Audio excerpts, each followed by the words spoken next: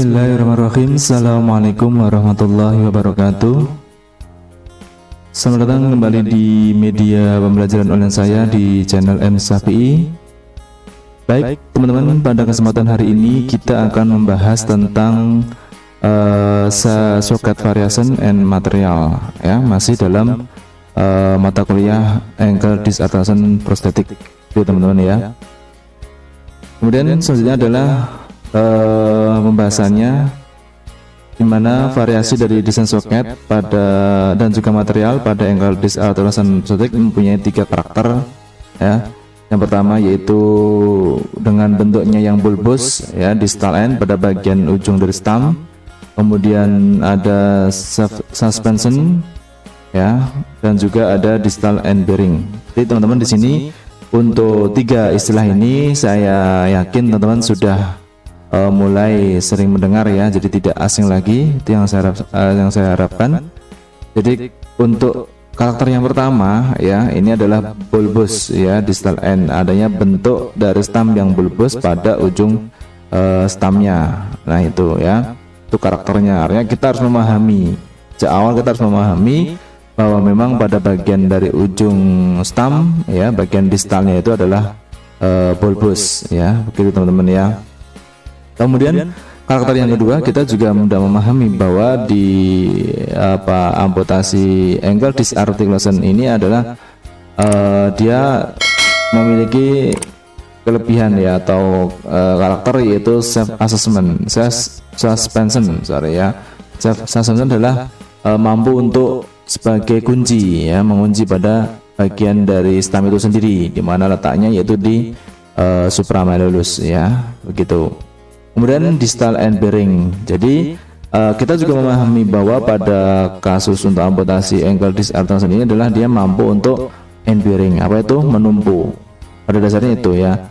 Namun sudah juga saya sampaikan di awal bahwa ketika dia tidak mampu untuk menumpu, ya, artinya tidak semua, ya kan, untuk kasus dari ankle disc ini semuanya yang end bearing atau yang tidak yang mampu untuk menumpu, ya. Ada juga yang tidak mampu untuk menumpu. Nah itu, namun kebanyakan bisa digunakan untuk menumpu. Nah itu di mana? Yaitu di distal end, berarti pada ujung bagian dari stumpnya. Itu teman-teman ya. Oke, lanjut. Desain soket harus menyediakan, nah ini ketentuannya, ya teman-teman ya. Pertama yaitu kestabilan sumbu, daya rotasi harus berlawanan arah dengan panjang tungkai. Intinya harus pada titik kestabilan, ya teman-teman ya.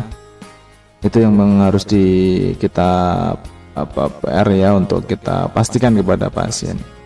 Kemudian dukungan berat badan dapat didistribusikan antara distal protesis dengan bagian proksimal protesis secara keseluruhan. Nah itu, ya.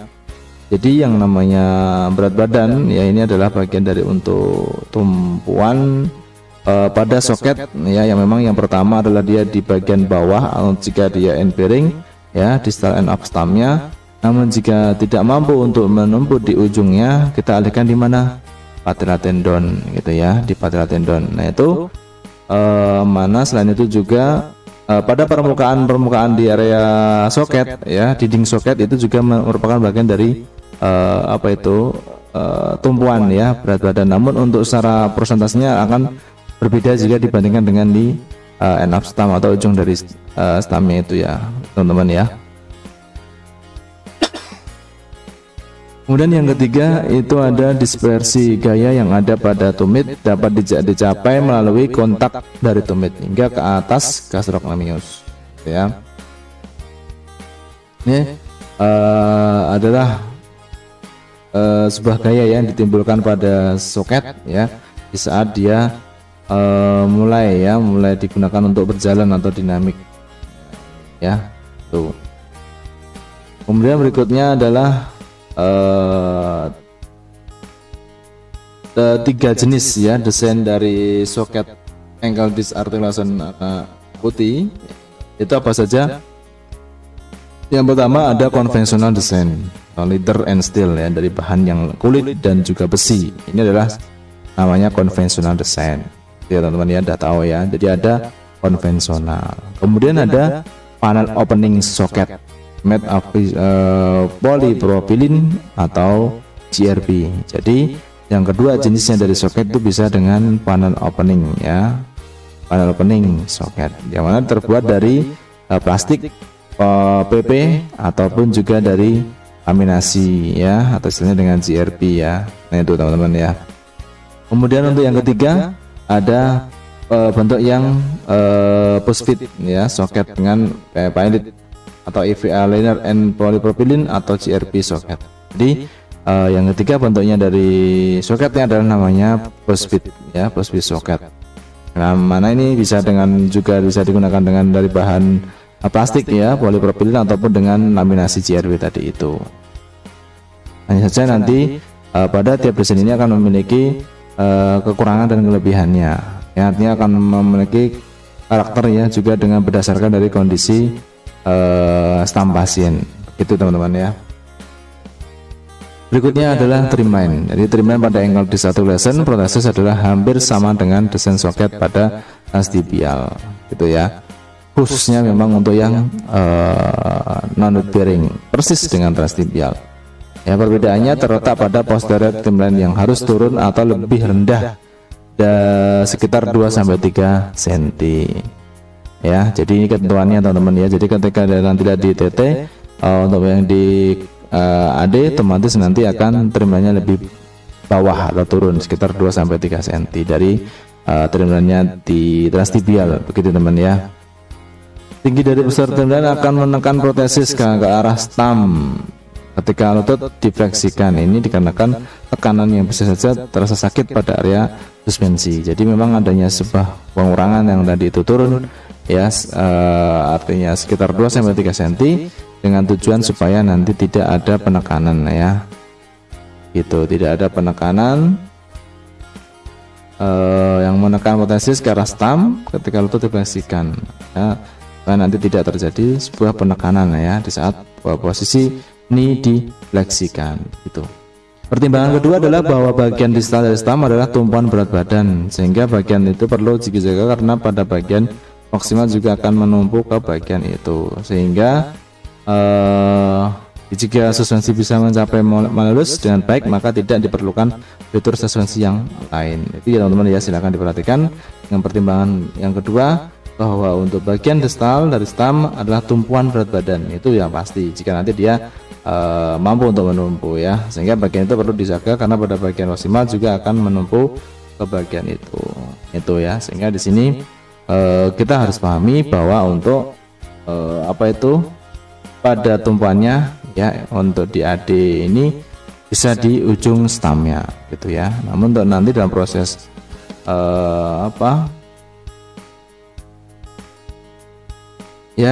proses nanti di dalam pembuatannya ya teman-teman ya. Jadi memang silakan ini diperhatikan ya itu.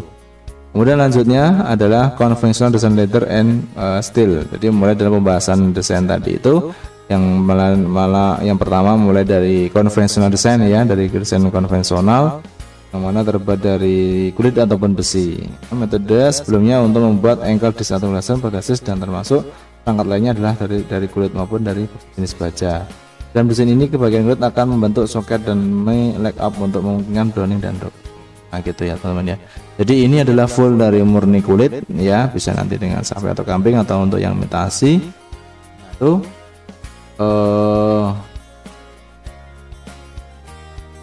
untuk prosesnya ya, ini untuk yang konvensional ya, itu adalah terbuat dari kulit dengan diberikan perkuat yaitu dengan pakai set bar ya, bahan besi pada area samping kanan kiri.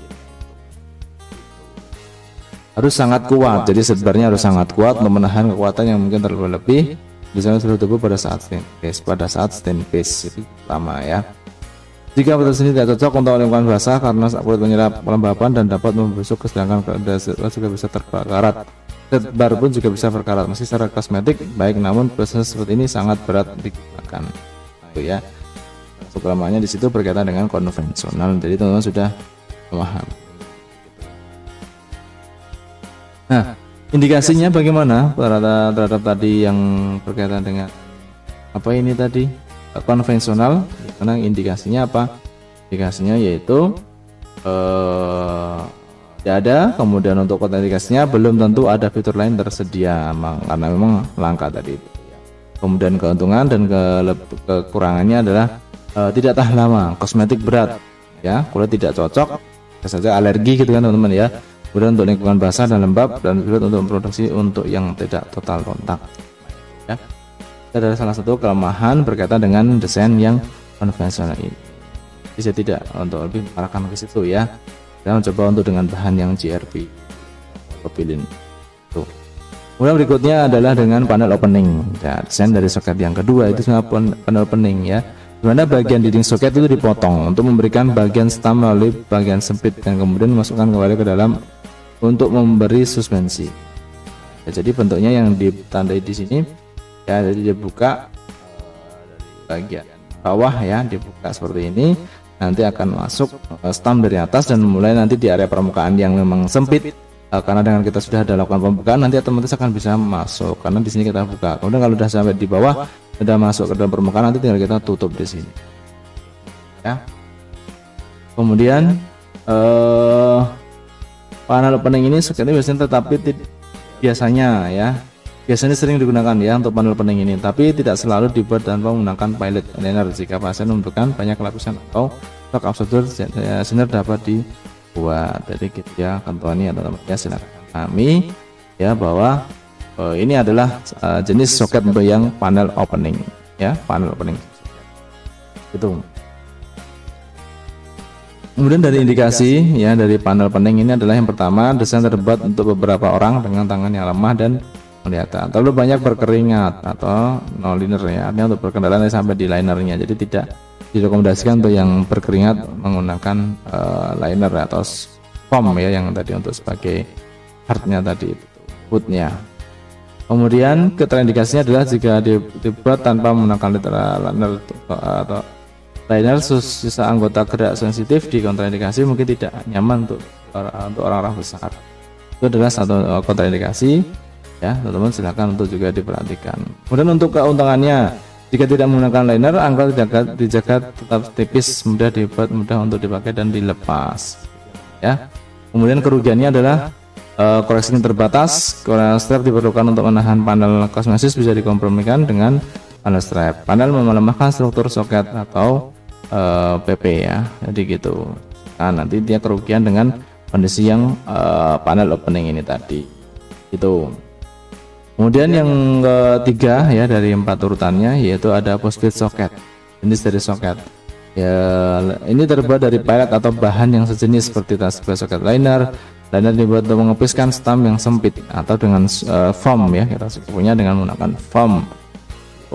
Dan langkah selanjutnya menambah bagian luar dari liner dengan pellet yang banyak, jadi bagian luar lurus tapi sedikit meruncing di sininya. Jadi memang untuk kalau jenis post fit ini adalah mulai dari atas sampai ke bawah ini adalah sama teman-teman, jadi tidak mulai ada pengecilan tapi dengan diameter yang sama ujungnya, dan nanti akan mendekati gitu kan ya. Dan pastikan waktu kamu ukur itu posisinya di mana, karena nanti di sini akan sudah mulai berubah menyesuaikan dari kondisi.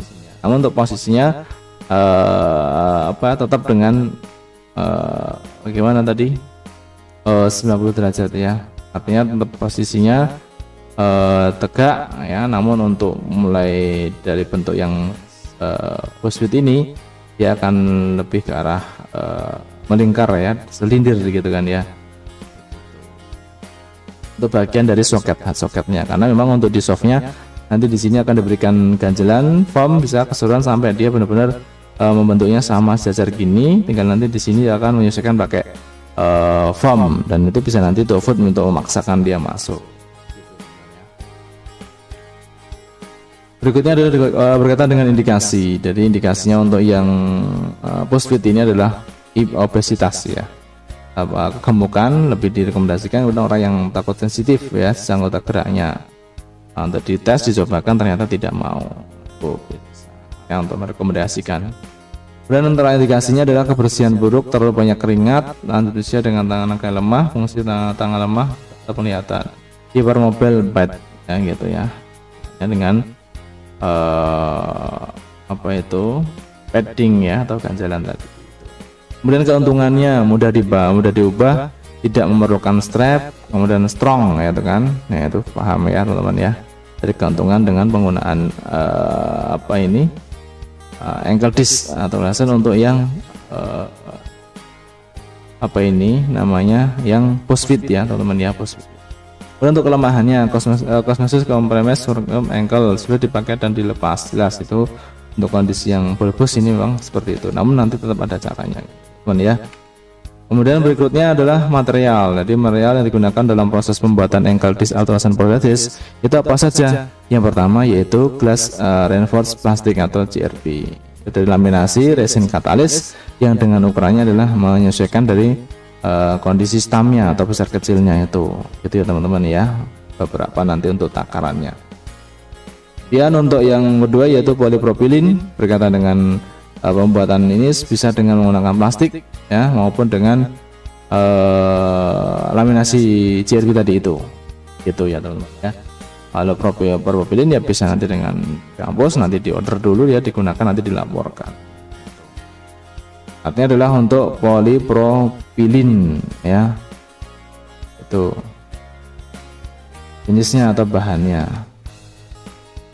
Oke, untuk berikutnya saya kira untuk penyampaian tentang variasi soket dan juga material atau bahan yang digunakan dalam proses pembuatan ankle disc ultrasound prosthesis.